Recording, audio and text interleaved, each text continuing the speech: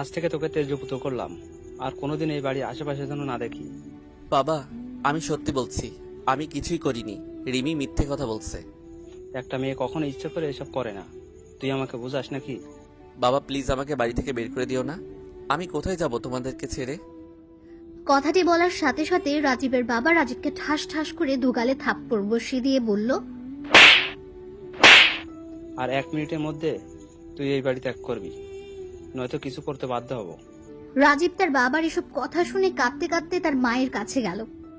রাজীব তার মায়ের পা দুটো ধরে কাঁদতে কাঁদতে বলল, মা তুমি তো জানো তোমার ছেলে কেমন, বলো না মা, আমি এসব করিনি। রাজীবের মা রাজীবের কাছ থেকে দূরে সরে কেঁদে কেঁদে বলল, তোকে ছেলে বলতেও ঘৃণা হচ্ছে। তোর মতো ছেলে আমার পেটে জন্ম নিয়েছে।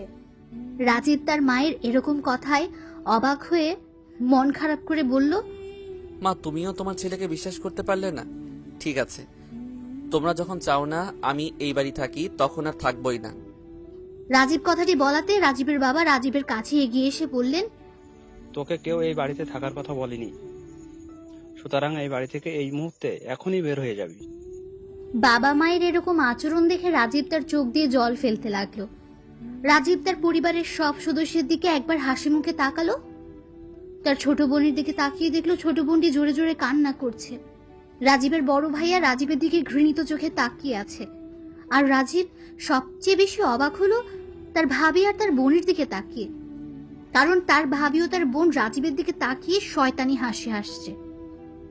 তারপর রাজীব পেছনে ফিরে হাঁটা শুরু করলো। এমন সময় রাজীবের বাবা দাঁড়াও বলে দাঁড়াতে বলল।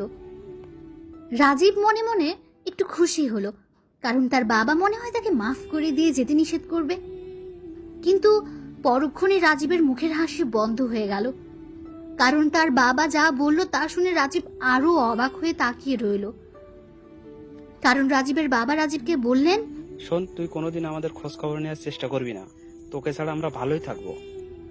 রাজীব তার বাবার কথা শুনে চোখ মুছতে মুছতে বলল, আচ্ছা বাবা, তোমরা যদি আমাকে ছাড়া ভালোই থাকতে পারো তাহলে আর এখানেই থাকার প্রয়োজন হবে না মনে হয়।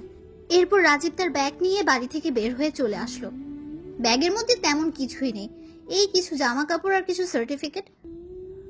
আরে আপনাদের সাথে কত কথা বলে ফেললাম, অথচ রাজীবের পরিচয় দিলাম না। তাহলে শুনুন, এতক্ষণ যাকে দূর দূর করে বাড়ি থেকে বের করলো তার নাম রাজীব আহমেদ। এবার অনার্স প্রথম বর্ষে। রাজীব তার বাবা মায়ের 3 মাত্র সন্তান, তারা 3 ভাই বোন। রাজীব মেজো, ছোট একটা বোন আছে, ওর নাম নীলি।